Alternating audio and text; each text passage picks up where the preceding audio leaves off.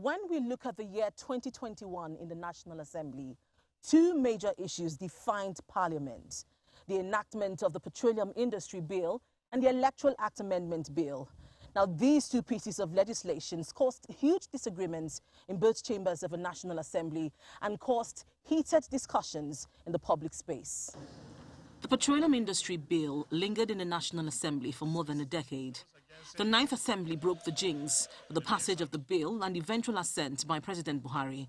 However, it was indeed a tumultuous journey for the legislation in 2021. What I'm asking for. The burden of contention in the PIB was a percentage fixed for developing host communities to be derived from the operating cost of oil companies. The two chambers of the National Assembly passed the PIB, with the Senate making a provision of 3% of operating cost of oil companies for host communities, while the House passed 5%. In the harmonized report, the 3% for host communities was adopted, to the vexation of Niger Delta lawmakers in both chambers and interest groups. On August the 16th, 2021, President Buhari signed the Petroleum Industry Bill into law and has since forwarded amendments of the legislation to the National Assembly. But no legislation caused as much disagreement in Parliament and sparked discussions across the country in 2021 as the Electoral Act Amendment Bill. The bill is intended to sanitize Nigeria's electoral processes. Two clauses in the bill ended up becoming the most contentious: electronic transmission of results and method of party primaries. The passage of the legislation was, however, preceded by disagreement among lawmakers over Section 52(3) of the bill dealing with electronic transmission of results. This clause caused a sharp split among lawmakers from the ruling party and the opposition, and a division was called, the first in the Ninth Assembly. Therefore, vote yes to electronic transmission of results, because that is what Nigerians want. I vote no, just to allow INEC to do the best job for Nigeria. Thank you. The opposition was defeated, and the Senate amended the clause empowering the Nigerian Communications Commission, NCC, and the National Assembly to determine the use of electronic transmission during elections. Lawmakers in House of Reps almost came to blows debating Section 52(3), but the House eventually gave INEC the powers to determine the method of transmission of election results. My name on the defense. Surprisingly, on October the 12th, the Senate bowed to public pressure and rescinded its earlier decision on electronic transmission, thereby giving electoral body INEC the power to determine the method. Both houses also adopted direct primaries for selecting candidates by political parties. This set them against governors who are in support of indirect primaries. And this ultimately reached a crescendo with President Buhari declining assent on the bill, leaving the nation uncertain as to the future of this all-important legislation. The Senate also rejected the nomination of Loretta Onochie as INEC National Commissioner representing Delta State for contravening federal character principles. The Gender Equality Bill also suffered a setback in the upper chamber, as some lawmakers said it offends their religious beliefs. The National Assembly also approved the loan request from President Buhari, running into trillions of naira, a situation which unsettled some Nigerians. You have to listen. It's a fact. You represent the people, even if it means having a public hearing for those who are applying for this loan to come and speak about it. The House of Representatives devoted a huge amount of time during the year to discuss the security crisis in the country. My colleague Terry Ikumi tells us more from the House. You're absolutely correct, Linda. There was hardly a plenary day without the issue of insecurity. And to take it a step further, the House organized a special national summit on security, and that report has been submitted to the President. The House of Representatives passed bills to establish development commissions in all regions of the country. The House also passed the Climate Change Bill, as well as the controversial Infectious Diseases Bill, which stakeholders had condemned during the public hearing last year. The passage of the bill came about 17 months after the conclusion of the public hearing. Before its passage on the 21st of December 2021, here's what the Speaker had to say. Our good faith effort from ECHA before it is transferred or transmitted at that level. The initial provision, amendment to Section 52, was made because of two considerations. One, possible manipulation and issue of data security, as on the assumption that there will be automatic transmission of results even before they are announced at the polling units. Secondly, the possibility of disenfranchisement in area where there are no adequate coverage.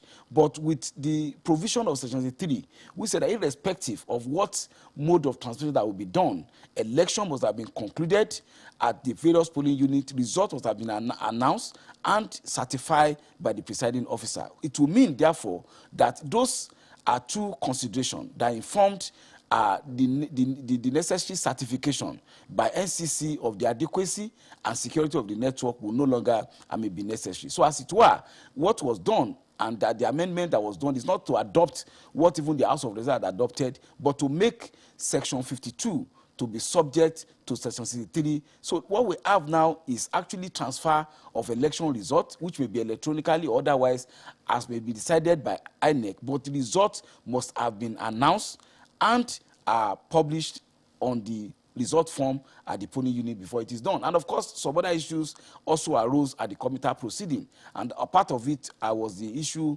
of the electoral, the direct primary. You know, the initial draft from the Senate adopted both direct and indirect primary. So when the bill was sent back for the committee, the Senate also adopted direct primary and also made certain necessary safeguards to ensure the a well articulated direct primary provision. I think that's what happened. It wasn't public pressure. What? It wasn't public pressure. I don't know what to mean by public pressure. You see, some of the things that people say about national legislators, at times I laugh. People who cannot even win councillorship election, they will see they are speaking for Nigerians. The only people that can speak authoritatively for Nigerians are elected representatives of the people, and that is represented in the National Assembly.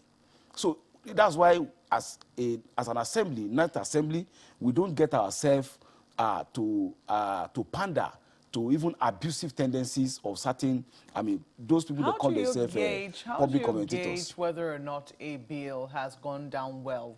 If your bill is representing the true interest of Nigerians. Do senators, you're a senator, do you always have to go back home, or do you decide that, oh, I know what's best for my people, I know why I was elected, and I think I can make the best decisions on behalf of my people?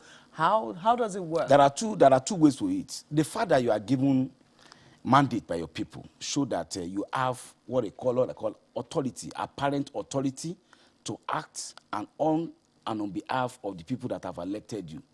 In the context of agency law, they call it agency. That you are like the agent of your people in your constituents, and what you are doing is deemed to be done by your people. If I may use the maxim in agency law, which is quid facit per alium facit per se, he will act through another act by himself. So the first is there's a prior authorization for you to have been elected to be able to do so. And of course, you may also conduct survey, you may conduct research as an institution to know what has happened.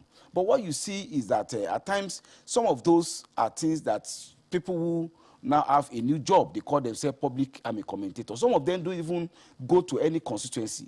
They don't have anybody they relate with. They just think on the top of their head and say what they think is even not where they are invested, are representing as what Nigeria has said. Like, for instance, as a member of National Assembly, I go to my constituency a maximum 2 weeks since I've been elected in 2019. So you cannot compare me, for instance, as somebody who thinks the whole of Nigeria is just about Abuja, Lagos, Port Harcourt, or Kano. Indeed. I was just asking how you reach decisions and how the Senate decides, for instance, if a bill hasn't gone down well with Nigerians or if there is public outcry. What is public? How do you measure that's public? What I'm asking. That's what I told you. One, we yes. have prior authorization. Secondly, two, we also conduct survey and research to determine acceptability of our bill. And survey and research, none of those people that come, for instance, to your TV station and other sister stations have facility to even conduct any form of research. People just come and think something on top of their head and represent it as what Nigerians have said. The only representation of what is Nigeria today by law, by the ground norm, is the National Assembly.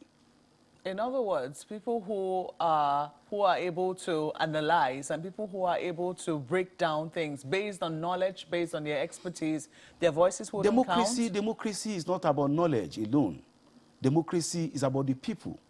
In fact, one of the drawbacks of democracy, which you must recognize, is that even stupidity may be represented and may be the acceptable mode by the generality of the people. I'm not saying that generally people are stupid, but meritocracy is different from democracy. Democracy is what resonates with the majority of people in a society. So it is not about what elitist minority have said.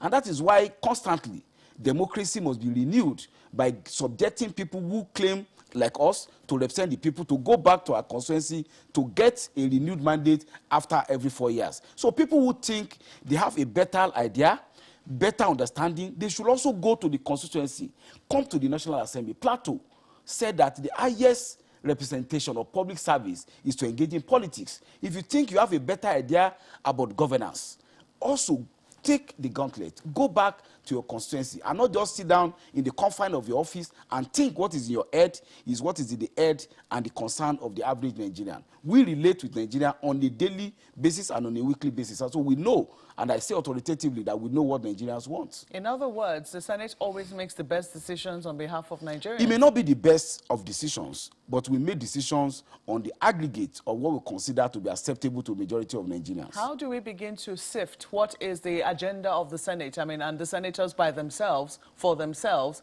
and that of what Nigerians truly want? I don't know what you mean by this. This idea of Nigeria. You talk as if I'm not a Nigerian. I'm a Nigerian from Osogbo. I represent 10 local governments, and I go around 134 wards where they represent me. So you cannot compare me with somebody like Mr. A or Dr. A that sits in the confine of his house in Lekki and try to judge what is in the head or what is in the mind of Nigeria. So what I'm saying is that we have authorization of Nigeria to represent them, and we also act at a risk of getting rejected by the same electorate in the next election. I do not think that, you know, anyone is disputing the authority of that, you know, the Senate has. But you just spoke about an elitist consensus, a minor... Not consensus, elitist thinking of very few minority. And some people might say that that 109 is like the epitome of what you just talked about, elitist consensus. Because at the moment you become a senator, at least at the minimum, we can agree that you're a member of an elite class, aren't you? We are grassroots people. We represent grassroots people. I'm not an elite. The elite are those ones that are drinking tea in the confines of their mansions in Lekki and Maitama. We are grassroots politicians. Well, I'm just asking if 109 people would not be considered. Not 109 people. You are seeing 109 people. Now, I've told you about principle of agency, which I mean said, qui facit per annuum, facit per se. I'm not talking as Dr. Ajibola Basiru as I'm speaking. I'm speaking as somebody representing about 1 million people who have been given mandate. So there's a difference between me. Yes. If I'm speaking tomorrow now, assuming I'm not elected again, if I come to your studio and I'm speaking, I'm just speaking maybe as a lawyer, a legal scholar, and maybe husband of my wife's. But I'm not speaking as a representative of the people. And that's why when they want to write, they will say APC, also Central. I represent a constituency. And that's what I've asked you. How do you aggregate? I mean, are you just acting on their behalf? From what you have said, it would seem that having elected you, it is that your people believe that you will know what is best for them. Isn't that correct? I've answered your question. I said 2 areas. For the fact that I'm elected, I have authorization to speak and act on behalf of my people. Secondly, I also go to my constituency to get feedback. I will get my constituency on the streets of Osogbo, Ilaorangun, Ora Igbomina, Igbaye, Ijabe, rather than taking feedback from national television. Let's quickly take this to Lagos. I understand my colleague has questions for you. Well, Senator, my understanding is that beyond just representing your constituency, every time you sit on a committee, whether as chairman or as member of a committee, you represent 200 million Nigerians, the interests of 200 million Nigerians. I think the question then would be, from what I can deduce from the question Malcolm is trying to put to you, is how does the National Assembly, especially the Senate, get feedback from Nigerians?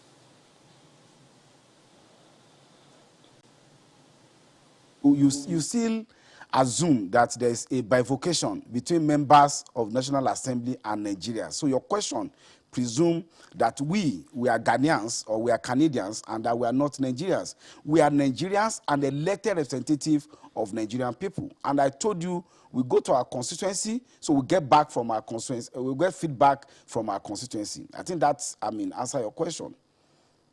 So get feedback from your constituency as chairman of a committee in the Senate? I don't understand what you mean. I said I'm elected by my people. For that one, I have prior authorization to act for and on behalf of my people. I think that's suffice. Then I go to my constituency and I have their feedback. If my people think I'm not representing them very well, February 18, 2023, they get me booted out and get another person elected to represent them. It's as simple as that. That's what democracy is all about. So it's not that you go back. It's like when you have been appointed, as for instance, a presenter on this program, do you go back to Mr. John Momo to ask a question and to know what particular question you ask on that? When you are given a job and an assignment, you are presumed to have the competence and ability to be able to handle that job. And that is what is presumed when you're elected by a national legislator. I don't think your cameraman will go back to go and ask you whether you should set it to the right or to the left to be able to do so. So when you are elected as a national legislator, it is presumed you have the mandate to speak on behalf of the people. Well, that mandate is definitely not remonstrated. But the question is, how does the Senate get feedback from the people that you represent? But we'll take that on when we return from this break. Please stay with us.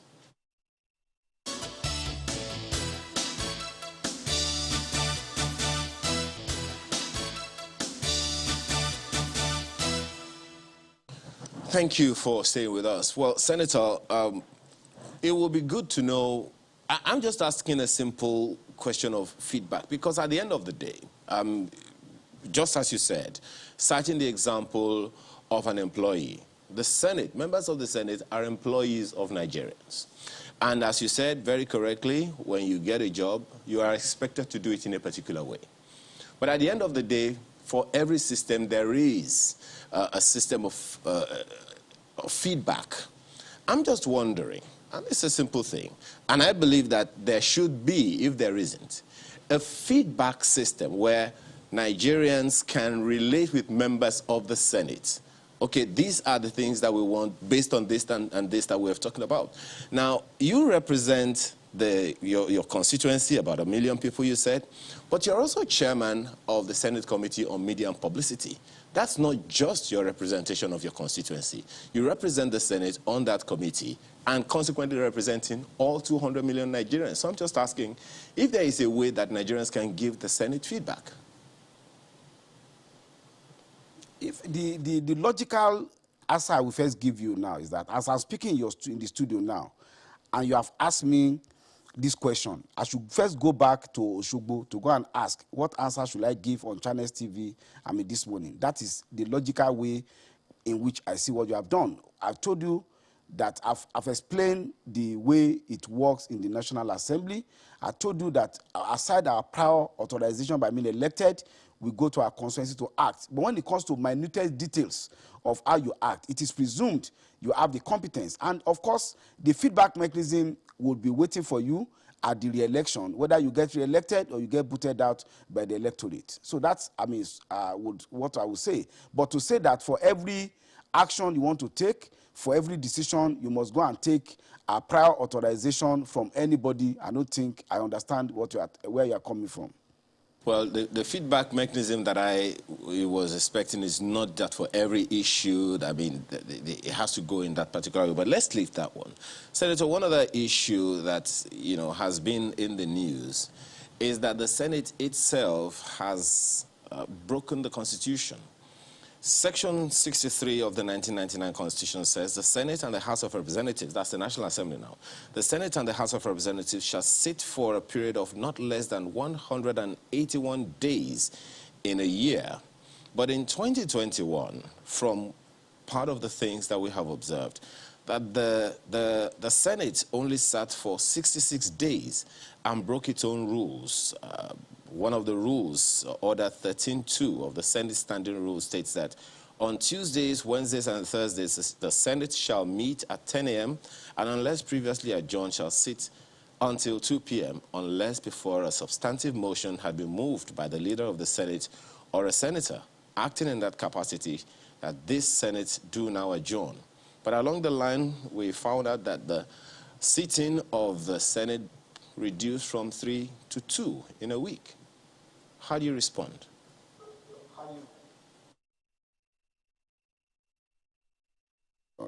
I didn't hear how you landed on your question. I only heard the preceding portions. Well, the question is that simple thing that the Senate sat for 66 days in the year 2021 as opposed to 121 days recommended by the Constitution. Is there any reason for that? No, there's a reason for that. There's COVID pandemic.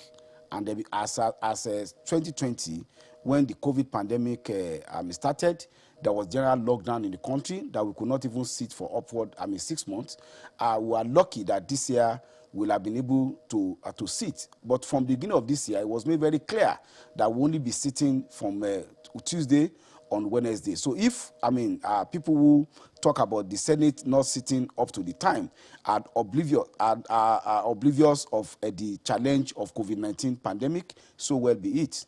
So when you have a law and you have situation of emergency, not in contemplation of that law, I think it sounds, reasonable that you should be able, to act, timelessly. So national legislators, we need, to act within the reality of the time. It's just like telling, businesses and agencies that are to be shut down or partially shut down that have breached civil service rule by not coming to work. You know that, I don't know whether people on the level 4 to level 8 or 10 in the public service have actually even, resumed work. I know some agencies only ask, their staff to come within 2 days and 3 days. And this is not a matter of only Nigeria, only this country. Is a national, is a global, phenomenon. So if COVID-19 is not a compelling reason for us to adjust our calendar and our sitting, I think for people who think the rules have been breached, the room of the court is open so that we'll be able to have an adjudicatory position on that.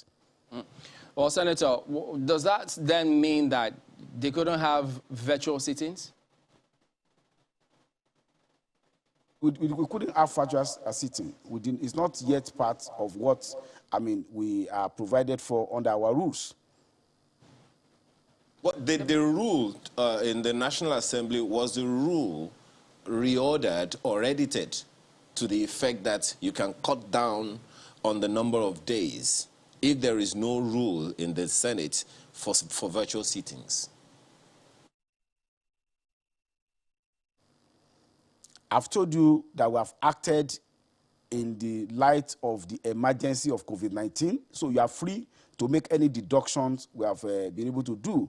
And it has not in any way affected our delivery on our legislative agenda that we set for ourselves in 2019. We have been able to pass monumental legislations that impact positively, even from the reports read out by your correspondent before this time. So if it is the fine details of how many days you sat or that we should be compelled to have virtual sitting, obviously, I'm sorry, I don't have any answer to give you in that regard. Suffice to say that we made it clear that we are sitting only on Tuesdays and Wednesdays. And the work of national legislator is not limited to plenary. We have committee assignment, we have oversight function, and we have constituency representation work. We have to adjust our calendar administratively to ensure that we comply with the COVID-19 demands. Well, I know you know that there will be many who will just say, well, because if Federal Executive Council, they had virtual sittings, different groups had virtual sittings, things had got to go on. So they wonder, why will National Assembly themselves, who many will expect to be the leading light, not even do anything about that? But Senator, has anything been done about such, perhaps, if another pandemic hits in the future? Is the Senate or National Assembly looking towards that rule again to ensure that the laws of the country are adhered to? Nothing is being done yet. Any reason for that? I don't know. I'm not in charge of the bureaucracy of the National Assembly. I'm an elected legislator. There's a difference between the bureaucracy of National Assembly and elected representative. It's for the bureaucracy to look and determine, the structure of functioning administratively of the National Assembly. It is outside my province about how the bureaucracy of National Assembly function. Perhaps your question may be directed at the clerk of the National Assembly, who is the head of the bureaucracy and administrative structure of the National Assembly. Well, Senator, they're just being legalistic about that. We know that members can't, there's nothing wrong with members just having that information because, you're senators. You should have all of that information, even though it's not within your purview. Well educated as to the structure and functioning of the National Assembly.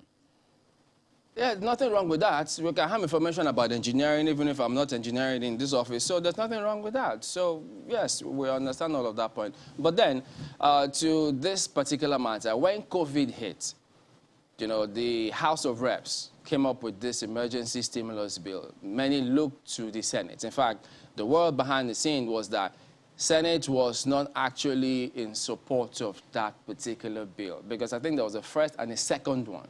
Could you tell us what exactly happened about that bill in the Senate?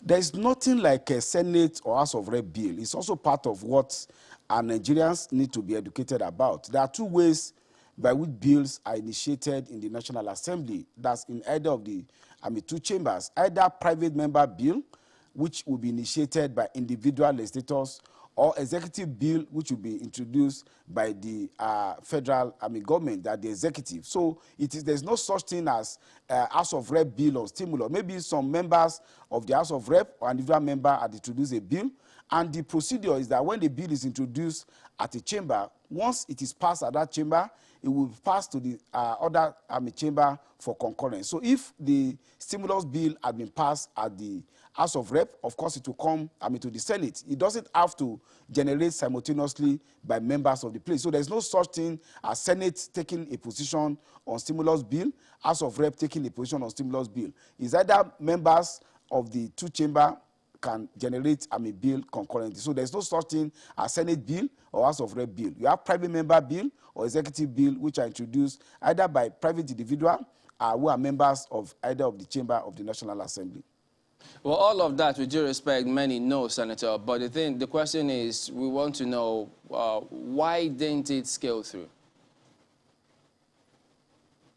I don't understand why the not what you mean by not scaling through. I'm not aware the bill has come before the National Assembly. That's the Senate chamber of the National Assembly. I'm not aware. But are you aware that it passed on the House of Reps? I'm not aware. I don't sit in the House of Reps. When they pass it, they will bring it and the leader will present it. But I'm not aware such bill has been presented. I don't monitor proceedings in the House of Representatives. Because we ask you now, such that people will not run with the impression they had. Because when we did ask behind the scenes, there were those who thought, well, it was up to the Senate to ensure that Nigerians got something about COVID stimulus because they saw how other countries handled it. But from your perspective, were you satisfied with how the National Assembly went about the stimulus in terms of what Nigerians got, how the executive reached out to Nigerians during COVID? Of course, there must be a distinction between legislative action and executive action. The position and the attitude of the executive, of course, is what they think should be the best in the circumstance. And to the best of my knowledge, I think in terms of intervention for SMEs, for loan, and for critical intervention in the health sector, I'm satisfied with what has been done. And I also don't think that you really need, beyond appropriation, you don't need any specific legislation to be able to address such executive action. Well, that's a different, there are those who say, well, yes, you can, because, they saw how others handled it, because the executive cannot spend funds that has not been approved by the National Assembly. Are you suggesting that they can go ahead and give Nigerians stimulus package irrespective of what provisions may have been made by National Assembly? I've made allusion that beyond appropriation, you don't need to make specific legislation as to stimulus package. I think that's, pretty clear that for every spending, you need to have funds to be able to do so. And of course, in case of emergencies, there is what's called service-wide vote, which gives certain enablement to the executive to spend in case of national emergencies, such as the COVID-19 pandemic. So I believe that the service-wide vote is available for them to be able to use, and there are not extra provisions outside the context of what has been appropriated. Your constituency gets stimulus packages for the COVID? Of course, my constituents got stimulus packages. COVID loan, they have intervention for the small and medium scale businesses. We also have intervention also in the health area. There are direct beneficiaries from my constituency. All right, we've got NLB joining us now. She's a convener for the Situation Room. They monitor what happens in the National Assembly. Good morning, and thank you for joining us today on the program. We're taking a look at how the National Assembly has fared this last time out. So from what you have seen, because you have a close look, Situation Room, what would your impression be? Thank you very much, and thank you for having me. I'm going to, my video, I think it's better be off because it's a bit blurred, and I can't get it off. I think 2021 has come and gone, and we're now taking stock, and it's a reflective, month for us. I am happy to listen to the honorable, the senator, and I'm happy he also acknowledges the fact that, every segment of the population have their own responsibility. Yes, they have been elected, but there is still responsibility for the citizens. I'm convener for Civil Society Situation Room, but I'm also country director for ActionAid Nigeria. ActionAid Nigeria is working in 24 states across the country because we believe the government cannot do everything, at least as at now, the government is unable to do everything, and we are making our own, contributing our own quota. All members of the Civil Society Situation Room have distinctive contributions that are making in different parts of the country. Because we're an organization of more than 70 civil society organizations, doing little things, making their contributions in the different parts of the country. And so we have the voices of people. We are citizens, and we are patriotic citizens. We are accountable citizens. We are tax-paying citizens of Nigeria.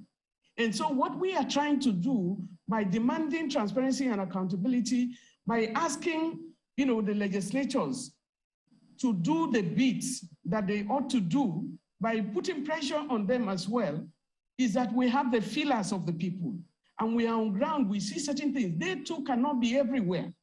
So when we are talking to them, we talk from informed environment. And that is why we engage with them. And I'm happy that at least the legislatures, they are engaging. Parliamentarians are engaging.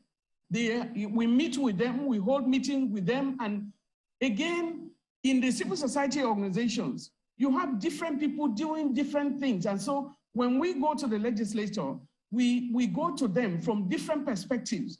And that enhances, because there is also a turnover of people who were there, in last 4 years and are not there this time. But let me just go straight to the point, and the one that is burning for us is the Electoral Amendment Bill, that was passed by the Assembly. Before you move to that point, I don't know if you heard the senator, and if I understood his point, he felt that, well, he has a constituency, and as such, somebody cannot come from Lekki and claim that, well, Nigerians disagree with what he or whoever is in the Senate who also comes from a constituency has done, because from their perspective, they get feedback from their constituency. And as such, if somebody comes from somewhere and says, well, Nigerians are not happy with what they are doing, they think that that might not be a proper representation of what the situation is because they are in touch with their constituency. We are talking about Nigeria. You may be in touch with your constituency, but what is the feeling, the general feeling of Nigeria? These are people who are also working in many parts, in almost all states of Nigeria, and they bring you a feedback. Something like the bill, for example, the bill is for Nigeria. The parliament, the bills that are being passed are for Nigerians. The laws that are being passed are for Nigerians. The 1999 Constitution, the Constitution of Nigeria is for Nigerians. And we are talking about the unity of Nigerians. So when you are talking about Nigerians, we are together.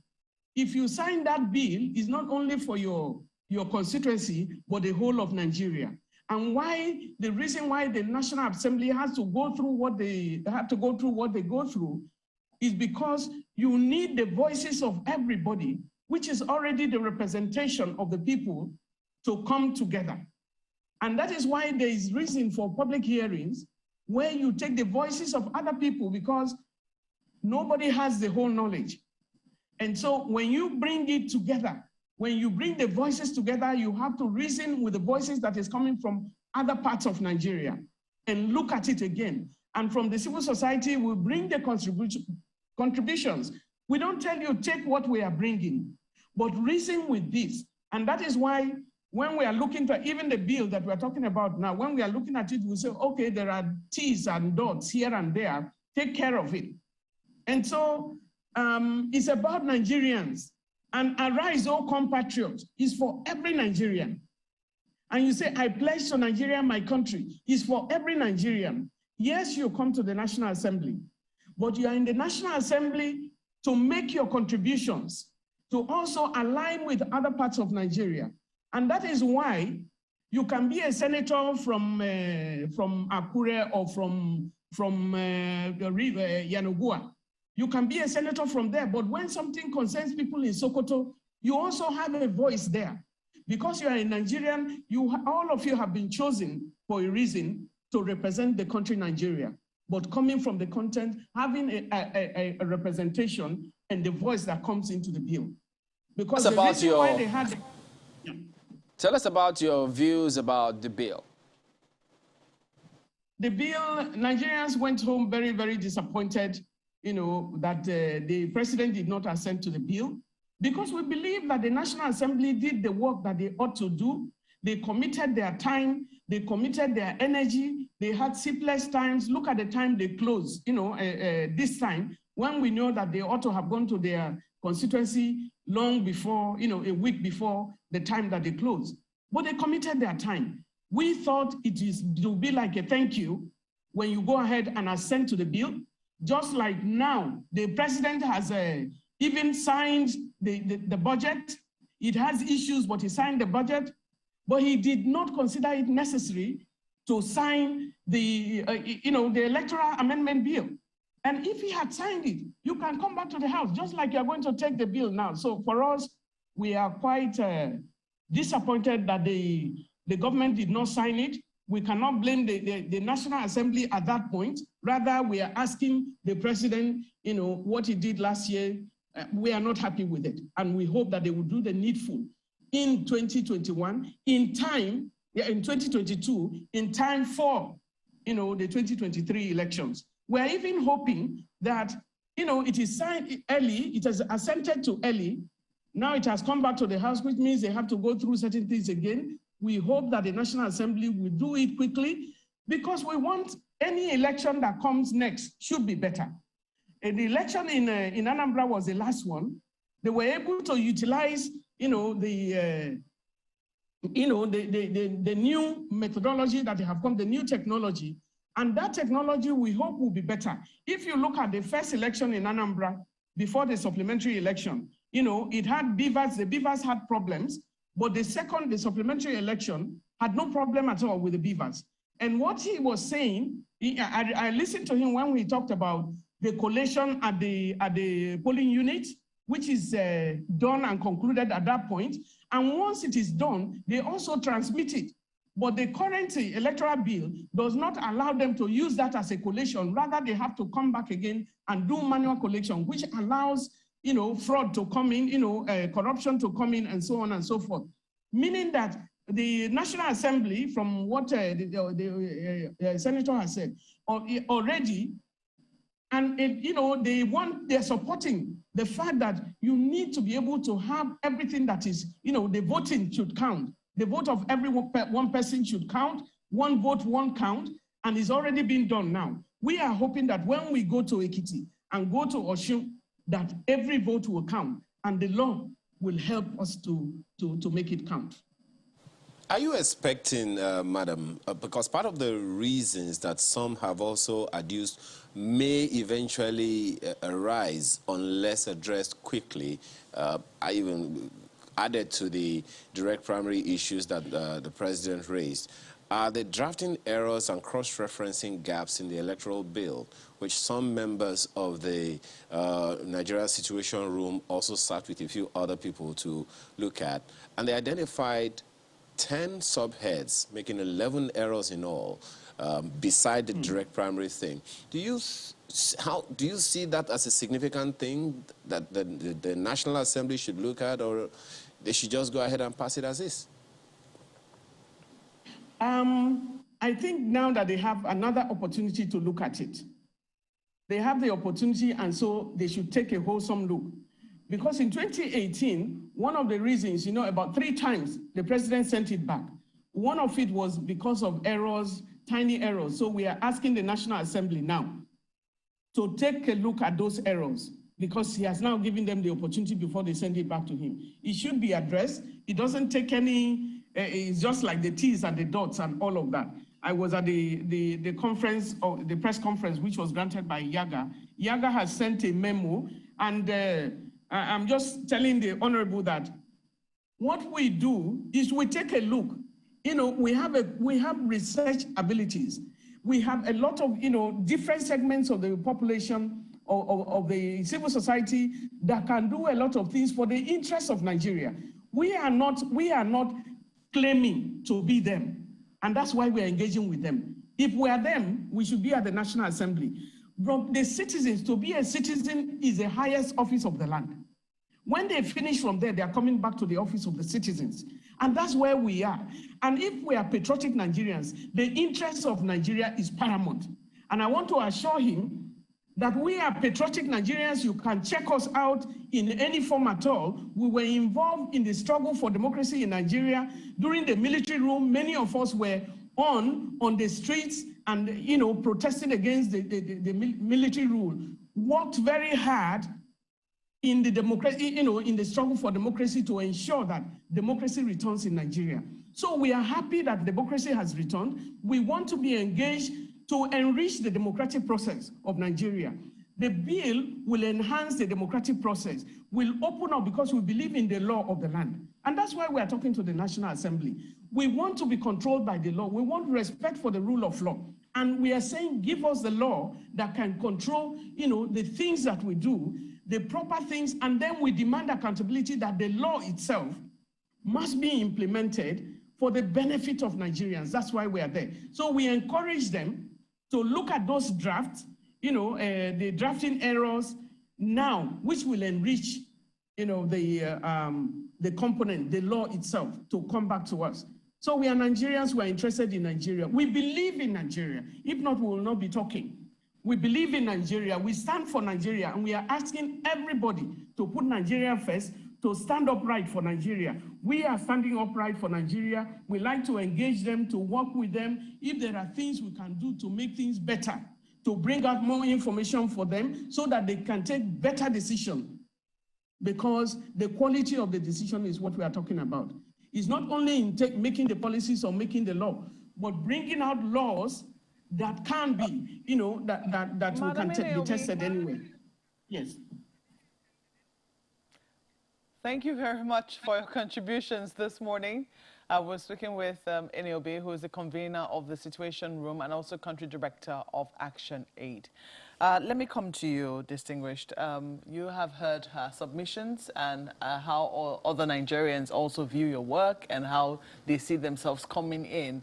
Were there areas that you objected to in her submissions? No, I think it's, the beauty of democracy is that you cannot have, like Yoruba will say, all of us cannot sleep and put our head in the same direction. So there are different diversity in terms of opinion. But as far as some civil society organizations is concerned, I would say that the National Assembly will work very closely, with them, like a plaque, like the Yaga that he mentioned. And of course, there are others that they must make a distinction between serious, with respect, minded civil society organization, like our own group, and some other people who masquerade as civil society organization, but they work surreptitiously for opposition, political, party. For those self-respecting institutions and NGOs, we work very closely, with them. Do you take feedback from them? Of course, definitely. I participate in a lot of a program. I was at the Convergence 3.0 organized by Yaga. I was at the Roundtable organized also for on the harmonization, and I was also a speaker and discussant in many of the program. As you may know, I also have a background in civil society. I was a student, an activist. So when she talked about fighting for democracy, I was actually expelled under Decree 47 by Abacha government as a student activist. So we know the background, we fought for democracy, and we believe that we must work for democratic aspiration. And that is why some of us are concerned that the water, the baby should not be thrown away with the bathwater in terms of the work that had gone into the Electoral Act. We must ensure we have integrity of electoral process, because there is a close connection between good governance and transparent election and democratic governance. So as to the work that is being done by the civil society organization, I'm aware of the observation by Yaga on the typos and cross-referencing issues.